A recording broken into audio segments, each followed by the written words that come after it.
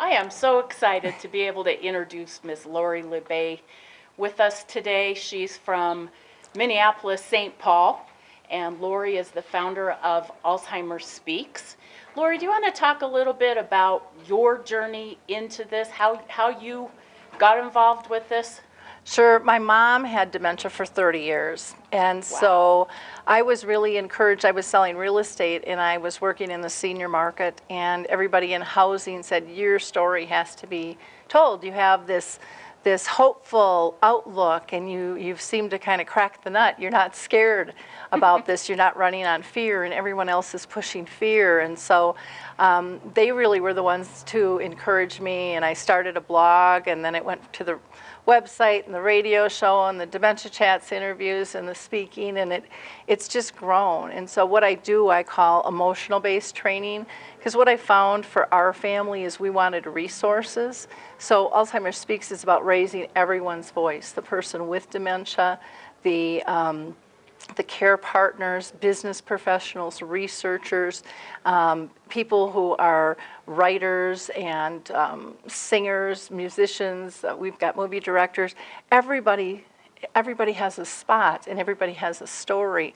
And I think it's easier for us to feel not so much in crisis when we know others are walking that journey.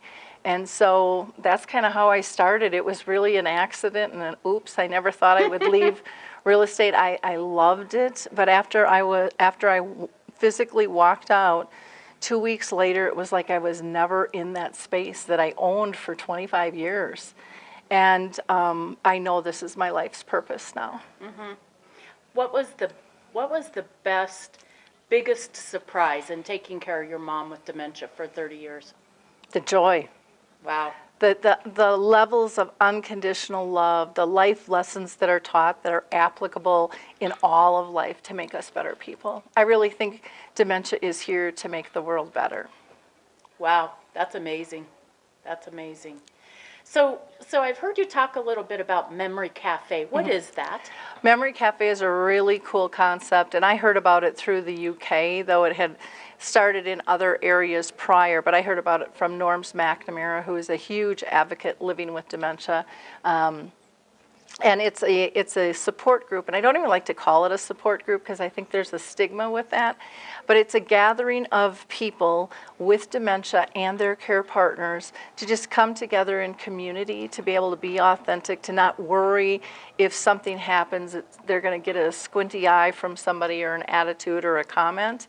And so I say it's kind of like a bowling league or a card club. You don't show up for the equipment. It's for the camaraderie. Uh-huh. And so we talk of all of life, and everybody has an opportunity to speak. And we hear if the cat's sick, if the grandkids visited, if they went on vacation, what they're doing for the holidays, and then dementia comes into play equal with all of that.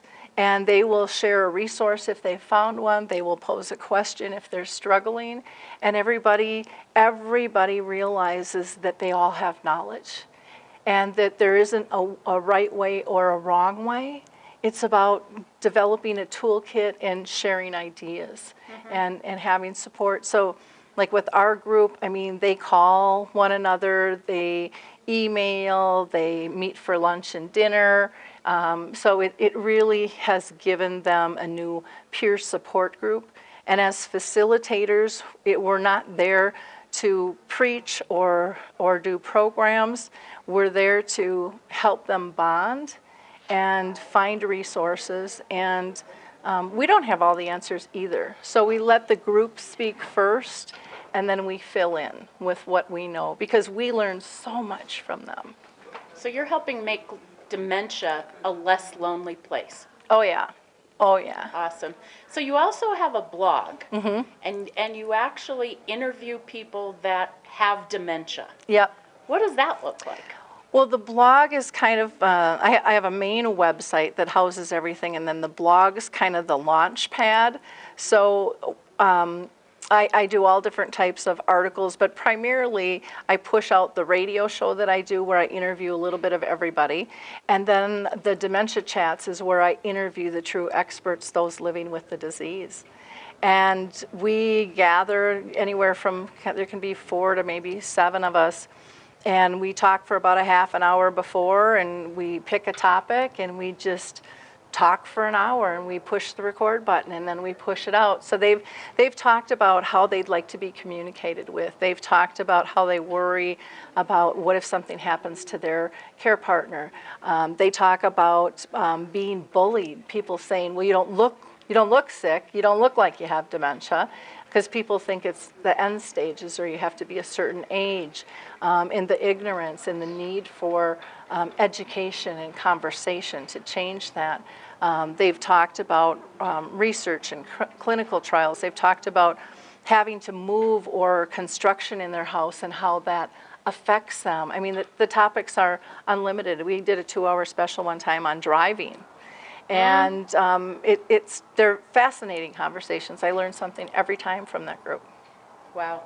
And we're seeing more and more dementia in younger people now as well. Yep. So what a gift it is to be able to hear from those people that are actually affected, and maybe as a society we can learn how to do a better job of supporting them in this journey and learning from them. Yep. Well, aging and illness isn't going away. No. So our world has gotten really, I think, more scary, more combative, and we need to come back together as a community and support one another. I mean, I remember growing up in a neighborhood, and there were 400 kids in 4 blocks, and you could knock on anybody's house and ask to go potty or get a cookie or a sandwich or a ride home if you needed one, or a Band-Aid. And you can't do that these days.